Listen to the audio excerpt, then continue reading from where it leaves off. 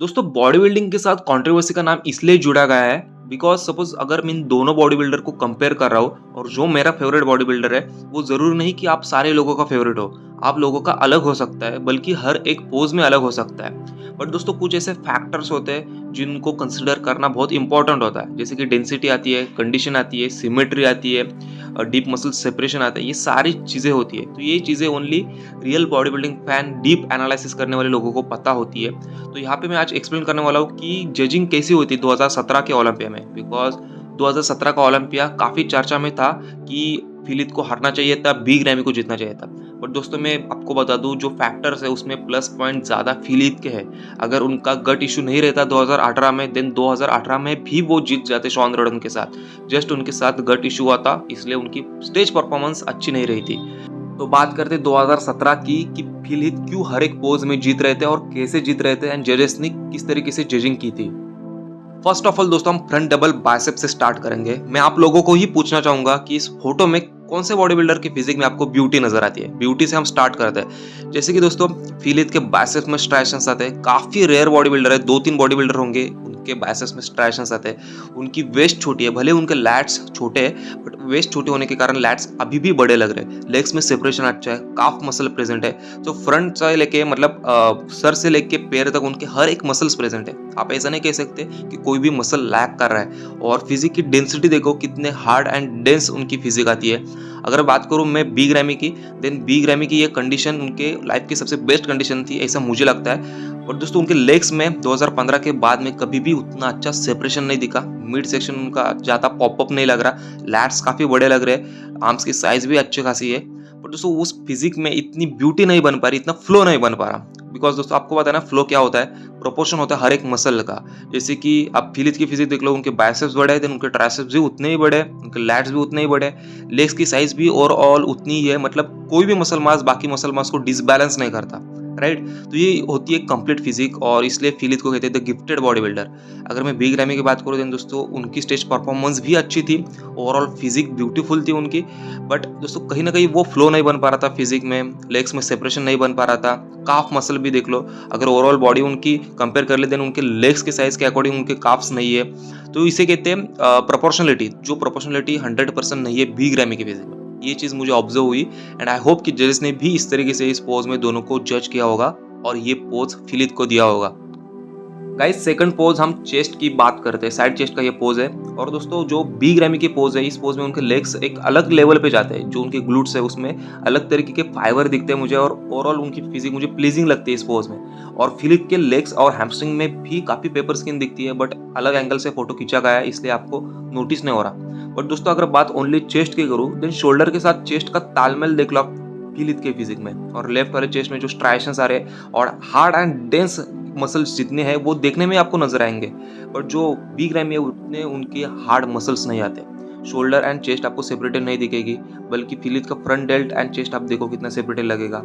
उन्होंने mid section tight करके रखा है, ऑब्लिक्स दिख रहे हैं, ओवरऑल हार्ड लुक है उनकी फिजिक में, 3D लुक है। और मुझे लगता है कि यही लुक की डिमांड होती है ओलंपिया में। So this pose is also goes to Philip. दोस्तों ट्रांसफॉर्मियम न्यूट्रिशन जल्द ही ऐसी सीरीज लेके आ रहा है जहाँ पे आपको 2 kg का वे 4000 के अंदर अंदर आएगा सारे स्टूडेंट्स लोगों के लिए, या फिर ऐसे लोग जिनको सीरियस ट्रांसफॉर्मेशन करना है, अच्छी खासी एस्थेटिक बॉडी बनानी है, बट वो ज्यादा प्राइस अफोर्ड नहीं कर सकते। बट वही इंटरनेशनल स्टैंडर्ड्स आपको मिलेंगे जो कि आपको इंडियन सप्लीमेंट्स में नहीं मिलते। So guys stay tune for the series, जल्दी लॉन्च करेंगे और आपको बताऊंगा, और अच्छे डिस्काउंट के साथ आप लोगों को इंट्रोड्यूस करेंगे। दोस्तों आप साइड ट्राइसेप की बात कर लेते हैं। और दोस्तों आपका जो थॉट है वो भी आप कमेंट में रखना कि कौन सी चीज़ें मुझे और नोटिस करनी चाहिए थी। डेफिनेटली आप कमेंट्स में डाल सकते हो अपना ओपिनियन, उसके ऊपर हम बात करेंगे। अगर दोस्तों साइड ट्राइसेप की बात करूँ, देन बी ग्रैमी ने बहुत अच्छा ट्राई किया है कि वो अपने लेग से डोमिनेट करे इस पोज में। एंड ओवरऑल दोनों की पोज हिट करने की स्टाइल से पता चलता है कि दोनों का एक्सपीरियंस कितना है बॉडी बिल्डिंग में। बट दोस्तों ये बेसिकली अगर ट्राइसेप का पोज है तो इसलिए ट्राइसेप को ज़्यादा प्रायोरिटी मिलेगी, राइट। तो जो फिलिप के ट्राइसेप्स है उसमें सेपरेशन देखो, उनका लॉन्ग हेड कितना बड़ा है और उसमें स्ट्राइशंस आते हैं। बट अगर मैं बात करूँ बी ग्रैमी के ट्राइसेप्स की, देन उतने ट्राइसेप्स उनके सेपरेटेड नहीं है, और जो उनका लॉन्ग हेड है वो उतना ज़्यादा डेवलप नहीं है, जेनेटिकली वो गिफ्टेड नहीं है। तो इसलिए फिलिप को हमेशा इसके प्लस पॉइंट मिले हर एक मसल्स में, बिकॉज उनके ट्राइसेप्स भी जेनेटिकली गिफ्टेड है। और 3D लुक मिलता है ओवरऑल फिजिको में, वही कहूँगा फिर से, प्रोपोर्शनल लगती है फिजिक। और अगर उनके लेग्स काफ़ी ज़्यादा वीक होते हैं देन ये पोज डेफिनेटली बिग रैमी को जाता, बट ओवरऑल बैलेंस फिजिक है तो मुझे लगता है कि फिलिप इसमें विनर होनी चाहिए। दोस्तों अब फाइनली बात आती है बैक की, जिस पोज में फिलिप ने लगातार 7 सालों तक पूरे वर्ल्ड को डोमिनेट किया था। बिकॉज देखो उनकी बैक कितनी छोटी आती है बिग रैमी के कंपेयर, बट उसमें डिटेलिंग देखो, उसमें ट्रैप्स का एरिया देखो, रैम्बॉर्ड मसल्स देखो, लोअर बैक देखो और बिग रैमी की बैक देखो। हालांकि लाइट काफ़ी ज़्यादा थी इसलिए डिटेलिंग उतनी ज़्यादा दिखाई नहीं दे रही, बट बिग रैमी की फिजिक में आपको उतनी ज़्यादा डिटेलिंग नहीं दिखाई देगी। जस्ट उनके रियर डेल्ट्स में डिटेलिंग दिखाई देंगी। लोअर बैक तो उनकी जेनेटिकली गिफ्टेड नहीं है। अब बात आती है ग्लूट्स एंड हैमस्ट्रिंग की, तो फिलिप के ग्लूट्स एंड हैमस्ट्रिंग उन्होंने कितने ज़्यादा टाइट करके रखे हैं। उनके काफ्स देखो आप। वही बात अगर बिग रैमी के आते हैं देन उनके ग्लूट्स में तो ज़्यादा मसल है, अगर कंपेयर करें फिलिप के साथ उनके हैमस्ट्रिंग में ज़्यादा मसल है। बट दोस्तों उस लेवल की जेनेटिकली गिफ्टेड है कह सकते हो, या फिर आप कह सकते हो कि उनकी फिजिक की उस तरीके से डेवलपमेंट नहीं है, उस तरीके से ब्यूटी नहीं है, उस तरीके से सेपरेशन नहीं है ग्लूट्स एंड हैमस्ट्रिंग में। जैसे कि फिलिप की फिजिक देख के आपको पता चल सकता है कि उनके ग्लूट्स अलग है, उनके हैमस्ट्रिंग अलग है, बट जो बिग रैमी का ओवरऑल पोर्शन सेम ही लगता है, एक ही लगता है। और उनके काफ्स उनका सबसे वीकेस्ट पॉइंट है। तो मुझे लगता है कि एक ह्यूज मसल मास कैरी करना प्रायोरिटी नहीं होती बॉडी बिल्डिंग में, एक कंप्लीट फिजिक कैरी करना प्रायोरिटी होती है। और ये फिलिप से पता चलता है बिकॉज हमेशा उन्होंने 240s में ही कम्पीट किया है, 240 पाउंड्स, 241 पाउंड्स, और इतने कम वेट पे भी वो लगातार 7 साल ओलंपिया बने। बल्कि बिग रैमी का हाईएस्ट वेट 295 LBS भी था। तो आप देख सकते हो कि it's not about wait, it's about quality, it's about completeness. तो चलो दोस्तों फाइनली बैक डबल बाइसेप की बात कर लेते हैं। और जिन लोगों को अभी तक लगता है कि बिग रैमी को जीतना चाहिए था, डेफिनेटली दोस्तों बिग रैमी ने अपने लाइफ की सबसे बेस्ट फिजिक कैरी करी थी। बट दोस्तों बैक डबल बाइसेप में देखा जाता है ओवरऑल रियर से आपकी बॉडी कितनी डेवलप्ड है, जैसे कि आपके ग्लूट्स, आपके हैम्स, अपने काफ्स, आपके रियर डेल्ट्स, आपके बैक की सारी मसल्स, आपके लोअर बैक। तो बैक की बेसिकली विड्थ नहीं देखी जाती कि कितनी बैक आपकी लंबी है, बट बैक में आपको हर एक मसल किस तरीके से सेपरेट दिख रहा है, आपके रियर डेल्ट एंड आपके ट्रैप्स का सेपरेशन कितना अच्छा लग रहा है, कितनी बैलेंस फिजिक दिख रही है। तो आपको फिलिप के फिजिक में दिखाई देगा कि अगर किसी को स्टडी करना है बैक के एनाटॉमी के ऊपर, देन वो फिलिप की फिजिक देख के, फोटो देख के कर सकता है। बिकॉज उनके बैक में हर एक मसल सेपरेटेड है और वही मसल सेपरेटेड है बिग रैमी की फिजिक में भी। और मुझे लगता है कि ये लास्ट साल था 2017 या फिर 2018 की उनकी बैक कंप्लीट आती थी, बट अभी लोअर बैक में काफ़ी इशू होने लगा है। बट यहाँ पे उनकी बैक अच्छी लग रही है, सेपरेटेड लग रही है। बट वो 3Dनेस, वो थिकनेस आपको किसके फिजिक में नजर आ रहा है, जस्ट कमेंट में बताना।